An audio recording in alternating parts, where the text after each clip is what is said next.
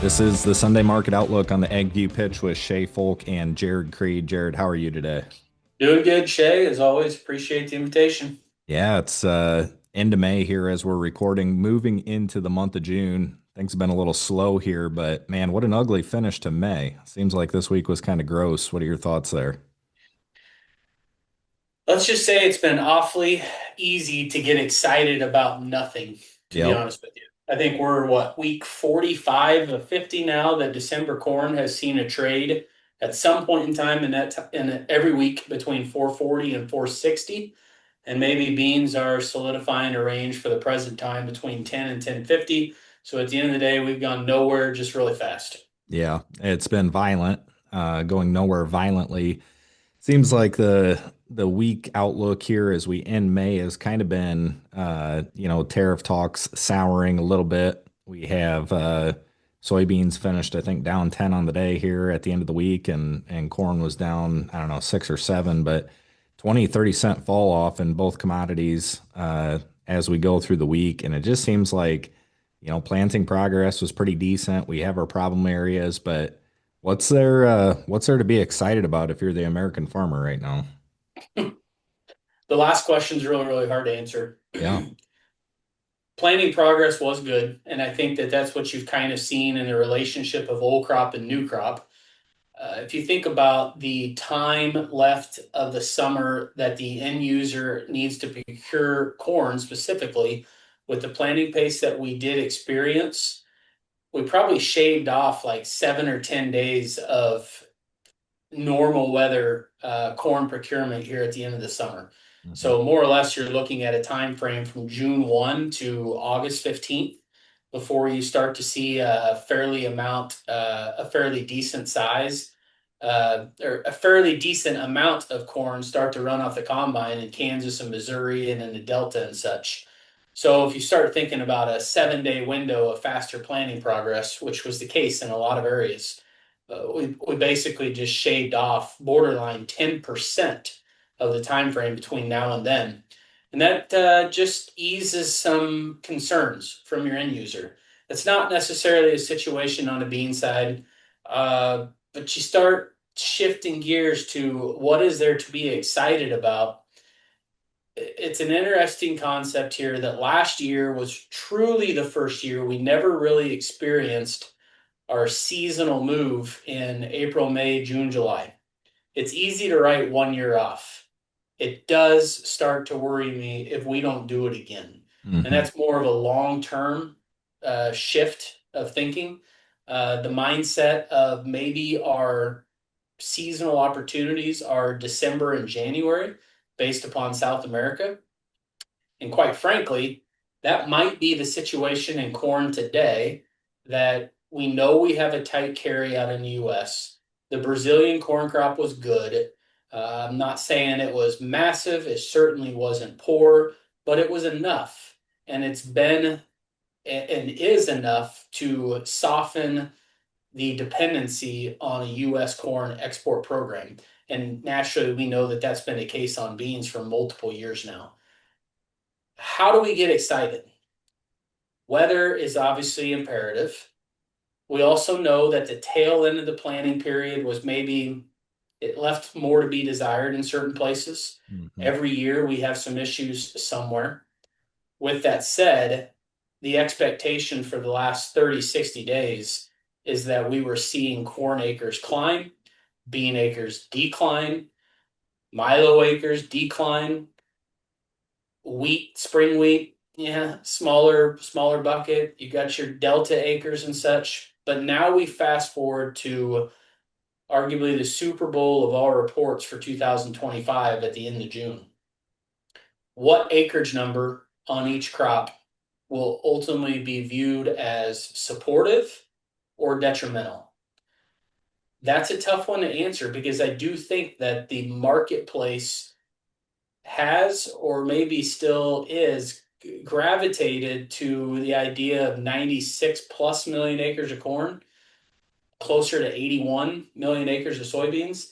And I'm not so sure that we've trimmed that just ever so slightly. And we're not talking about huge percentage changes. We're talking about 1%. not here or there, just 1%. It's a million acres Mhm. across 95 million acres of corn. So we'll see what the expectation is from all of that. But I do think that the market probably needs to be a little careful not to overdo things too early in the ballgame here. Mhm. I am still cautiously optimistic, a pragmatic approach that there are some seasonal opportunities that will present themselves, but you still have to have a catalyst. You still have to have the forecast be perceived as that might be detrimental. It doesn't need to turn out to be detrimental. Oftentimes we've seen it never does. But I mean, shocker, it gets warm and drier in July, August.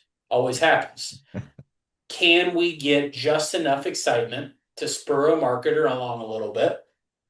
And to get a little too deep in the weeds here, there's a thing called a straddle. It's just an option strategy, very similar to strangle. All straddle is a fancy word for taking the value of an at the money put and call combined. Short dated August, which means they expire end of July, but based off of the December contract, closed on Friday at around a value of 33 cents a bushel. So what's 33 cents up and down off of 440 corn? I think that that 473. is a very fair range for the present time. The top end conveniently gets you right back above the insurance price again, Yep. something that has happened 20 out of 20 years. Now you can start debating the horseshoes and hand grenades type of concept because we did get half a cent away from the insurance price a couple months ago. But I do think that as easy as it is to get excited about that, there's probably going to be a reality check that the decision to do nothing at 440, 450 is actually probably easier than the decisions that are probably going to need to be made 460 to 470, maybe even a shade higher than that. And then if we do legitimately have some sort of an issue, if we blow past 470, we go to five. I'm not in any way, shape, or form advocating that this is the case and this is what's going to happen. I don't think we would stop at five. We've legitimately changed something between now and that time, and our old crop carryout is still tight. It just doesn't matter today. It can matter later, but again, it needs a catalyst. That's a trade deal. That's Mother Nature throwing a curveball at us. Presently, today, it kind of feels like I mean, I think some people chuckle at this. I like it. It kind of feels like Fat Man weather, right? It's cool. Rains every other day, it seems like in some places right now. And that was a 2009 growing Mm. season. I'm not saying we're tracking towards that because that'll give anxiety to some of your listeners that probably didn't finish harvest till well after Thanksgiving into January, February of that year. But it Mhm. certainly feels like that. And that's obviously a lot different than what the media has wanted to show us here for the last 3, 6, 12 months. Yeah. Well, So it's no and these. secret. What creates excitement? A weather scare. Mm-hmm. A real weather issue could take everything that we talk about here for the last several months and throw it out the window. Presently, short term forecasts don't suggest any type of issues. June 10th, there'll be a few certain weather models that will roll out that will help dictate what the next 30, 60 days might look like after that. My biggest fear in it all of it is that we do not see that historical seasonal opportunity, a change of mindset really makes somebody nervous. Maybe that means an earlier low. I don't know. But there's going to need to be some tougher decisions made sometime between June 15th and June 30th, Mm. going right into the acreage report and really taking an assessment of what is the risk that I have on the table today versus the what ifs or what's the situation that is unfolding in front of me at that point in time. Your comments on the sales in the 440 and 450 range maybe being easier than the decisions that need to be made at 460 and 470 is kind of interesting, especially when you look at if that seasonal opportunity does shift to January, December timeframe. The cost to carry on that 3 months in most operations, especially on an interest time value standpoint, is not insignificant. And when you look at your harvest logistics, you look at maybe a shift in If it is a true longer term shift and when are we getting those seasonal opportunities, that is a big decision for the producer to make. And the lenders, the banking institutions, they want to see that you have a plan in place. And it's not saying you have to have your money right now, but they want to know that you have a plan. Several of the institutions that we've talked to recently in farm operations, there's more meetings going on in the countryside. There's more preemptive looks at, hey, what is your plan? What do you have going on? And so there may be a bit more pressure on the producer to think, okay, well, what is happening? And I think you're right. The next 30 days, there's going to be a lot of decisions that need to be made, especially towards the end of the month. One of the things that I think plenty of your listeners and plenty more producers across the US, one plan that they can put in front of the lender today is hurry up and get your acre certified, get your schedule of insurance and drop it off to them, especially if you're carrying some 95% coverage. Hmm. Part of why I say it's easier to do nothing sub 440 corn is because of the safety net that is in place from some of those insurance products. Yep. That in itself should also help alleviate some of the concerns that the lender may have. It's not anything more than a band-aid for at least a period of time. We still need higher prices. We need higher revenue, one way or the other. Hmm. And those opportunities, maybe the worst thing that could happen, Shay, is we get these weather forecasts that say, oh, looks like we're going to have a challenging summer. Hmm. And we go on a 5-10 day bender going higher and higher and higher. And the forecast still looks rough. And I know exactly where I've been a couple times. I'm mowing a ditch, listening to the John Deere radio or the weather channel, and boom, afternoon forecast comes out on a Sunday afternoon. Oh, the forecast got wetter. The forecast got cooler, and it's all over. Hmm. And fast. That's probably the most dangerous piece about this. So, getting an insurance piece of paper in front of the banker with a follow up that if the market does this, this is my plan of action. If the market does this, this is my plan of action.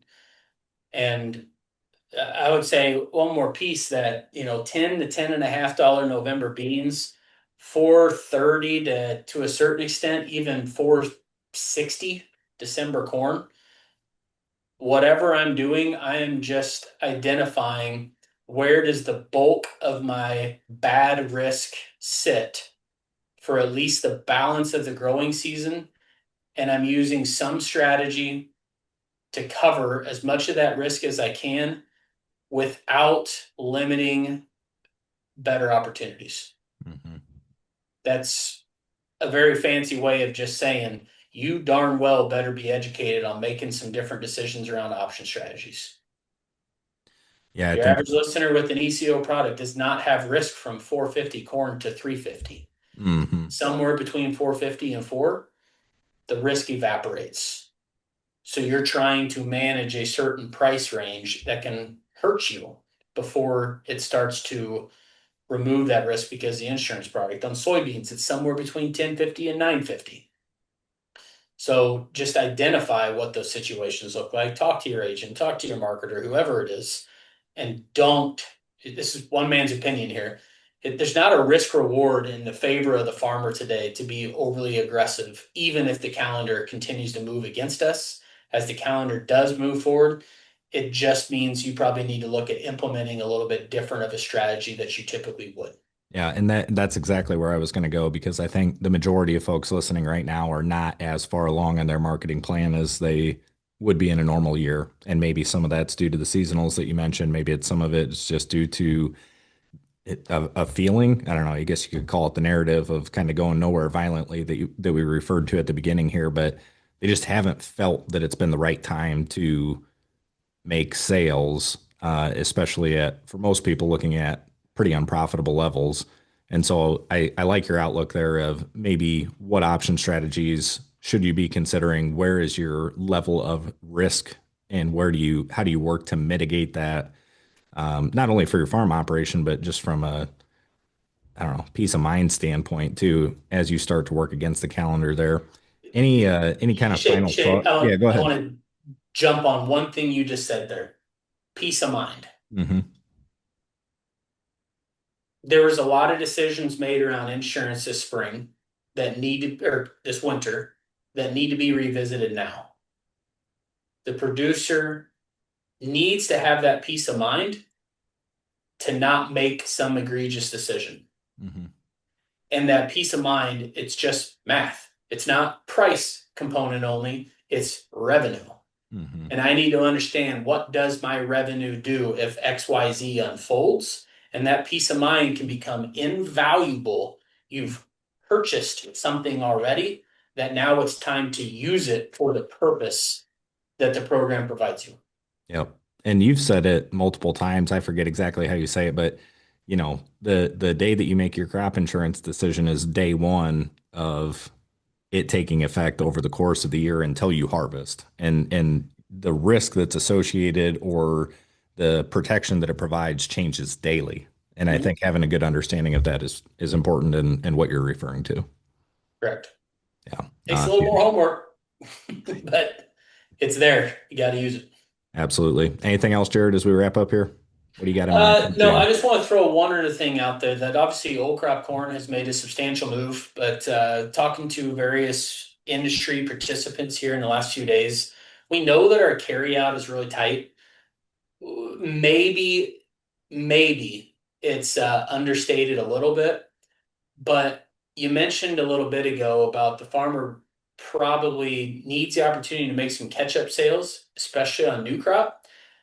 I'm not so sure that that's opposite on old crop. The farmer did do a good job of selling the rally this winter Hmm. and early spring. And what that's resulted in is that if we have this tight carryout, why is the market not necessarily reflecting it? Because I'm not so sure that the carryout that's out there, there's a greater percentage in the commercial's hands today than there is the farmer. Hmm. Carryout is not just what the farmer has left. Whatever inventory is out there, call it 3 billion bushel for the next 3 months. It's probably a 50-50 split.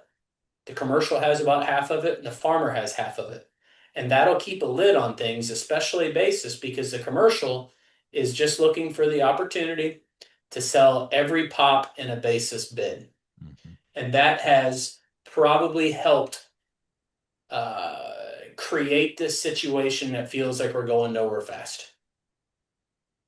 So just keep that in mind, that I think somebody's going to truly have to separate old crop and new crop more so than years past. And the last piece I was just going to throw out there, that you see this, input costs are not going down. I am we're in dire straits for 2026. Hmm. There's been just enough opportunities on 25 in the last year and a half, that maybe things look a little bit better, but we're not going to see input costs be cheaper in 2026, materially cheaper. And I think that that means that, hey, if we do have some type of seasonal move come around, $5 is on everybody's mind, right? We could be at $5 corn for next year, 2026, in a heartbeat.